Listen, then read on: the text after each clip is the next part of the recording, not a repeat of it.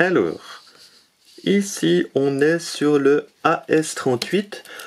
On a différentes photos de la Lune à différents moments du cycle lunaire et puis on nous demande bien sûr de les remettre dans le bon ordre. Moi je vous propose qu'on commence par la pleine Lune. Alors la pleine Lune, c'est soit celle-là, soit celle-là. Vous voyez que là, il y a un petit bout là qui a été coupé. Donc je sais que la 7, c'est la pleine Lune. Alors commençons par celle-là, pleine Lune. Après, elle doit décroître. Si on est dans l'hémisphère nord, je vous rappelle que la Lune ment, c'est-à-dire que pour décroître, j'écris ici décroître, ça commence par un D, et comme elle ment, elle prend la forme d'un C. Donc, où je vois qu'elle décroît un peu plus, c'est ici, ça forme un C. Donc, de 7, elle va passer dans 1.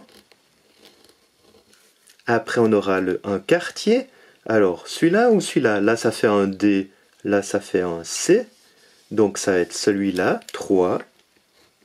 On va chercher encore un C encore plus fin qu'on trouve en 6. Et puis après, on aura la nouvelle Lune. Et puis après, elle va croître. Donc, elle va former plutôt des D. Là, on voit que on a l'apparition d'un D.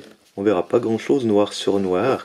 Mais on aurait le tout début de la nouvelle Lune ici. Puis la nouvelle Lune, elle serait à quelque part entre les deux. Elle serait très proche du 5. Après, là, on a de nouveau un D. Elle va passer en 4. Puis, avec un grand D qu'on voit ici, 8. Est-ce que je les ai toutes? Non, il m'en manque encore une. Et puis, la dernière que je n'ai pas employée, c'est celle-là. Pardon, c'est celle qu'on voyait avant. Il manque un petit bout là, donc ça vous fait, si vous voulez, un énorme D qui est comme ça. Donc on va finir par 2. Et donc la suite logique, ce serait 7, 1, 3, 6, 5, 4, 8, 2. Et bien sûr, vous pouvez commencer à n'importe quel moment. Parfois, on commence par la nouvelle Lune.